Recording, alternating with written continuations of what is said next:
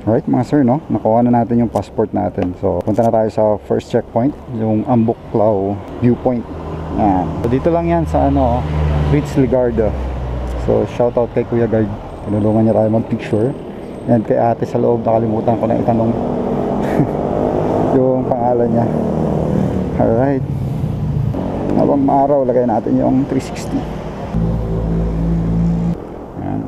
Actually, kagabi lang ako nag-register kay Ma'am Fem Jackie. Meron pala dun sa baba. Mas maganda siguro yun dun. Sabi ko. Okay. Hindi ko alam kung paano ko sisimulan yung vlog ko eh. Okay, so let's rock.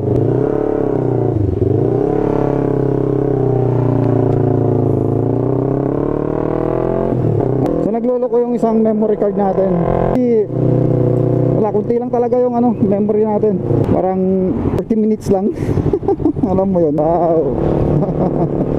Sea of clouds. Oh, diba? Yes. Kung gusto mo ng banking, dito ka pumunta. Nakalimutan ko pakita sa inyo yung passport natin. Mamaya papakita ko sa inyo sa Ambuklao. Ganda. In 300 meters, your destination will be on the left. Oh, malapit na tayo. Dito na tayo sa may Ambuklao view deck. First checkpoint. Your destination is on the left. Wow.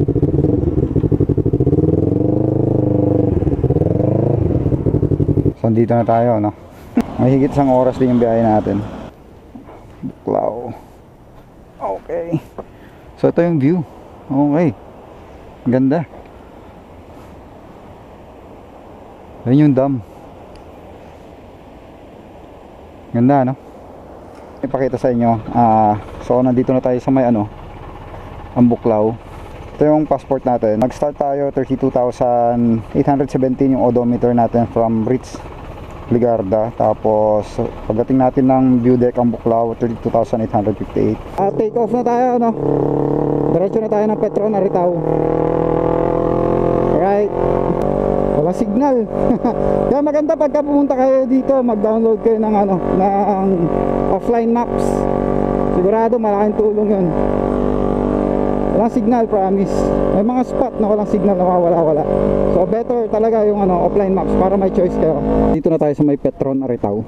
So, kailangan natin makahanap ng kapote. Wala tayong kapote. So tinakbo natin is 32929. Next stop natin is Banawe.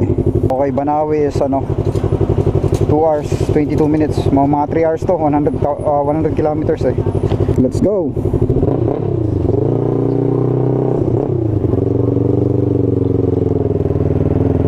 Hanap muna tayo mabila ng kapote dito.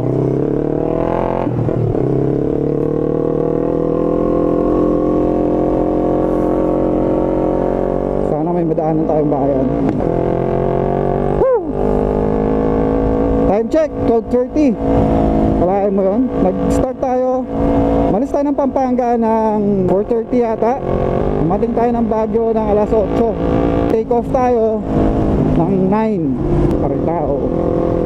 Nakahanap tayo ng chain lube. Ang dami kong pinuntahan na shop. Andito na tayo sa Bambang pa lang tayo. And papunta tayo ng Banawe. Yan. Naglagay tayong chain lube. May ngayon na, umangal na. Parating tayo doon na alas 3 daw. Batakin natin ng konti ngayon. Madulas yung gulong ko. Promise. Madulas siya. Tinakbo na natin ay 33,035 kilometers. So ang sunod natin is St. Mary's Church ng Sagada ay meron tayong 70 kilometers, 2 hours 6 minutes na tatakbuhin natin. Head northwest. Basang-basa na ako. Oh.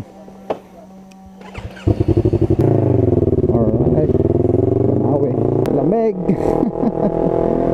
Gusto ko ilagay yung Insta360 natin kaso babasa. Grabe yun. Labing fog.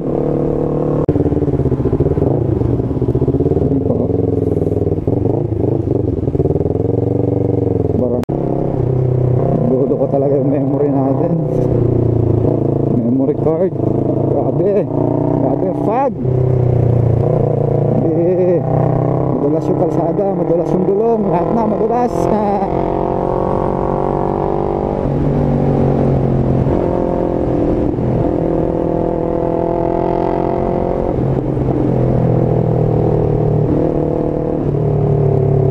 Right mga sir, no?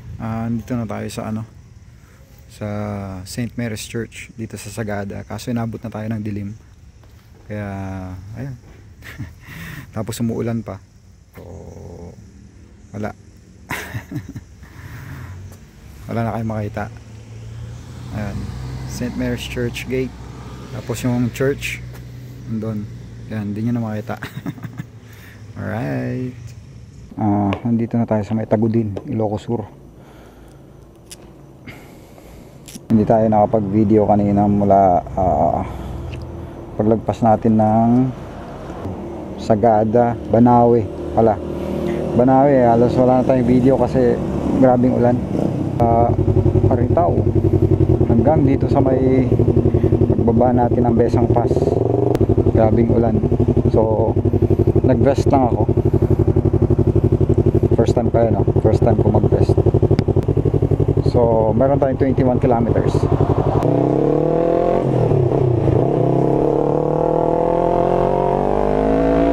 Dito na tayo sa last destination natin, no? Yung Bantay Baluarte Watchtower. Ayan. So gabi na tayo, anong oras na? 11 na. So ngayon next destination natin is Ritz Ligarda, balik na tayo ng Baguio. So, update ko na lang kayo mga sir, no? Pag nasa Ritz na tayo. So yun na mga sir, tapos na tayo. So yun. Nag-start tayo kaninang umaga. Dumating tayo dito ng 8 plus 8:10, ganun siguro. Tapos nag-start tayo ng mga 8:45 to 9. Head south on Ligarda Road toward Buconneg Street. Thank you. Ito ko natatapusin yung video natin. Bababa na rin naman tayo. So yun, salamat sa pagsama nyo kay Ako Moto.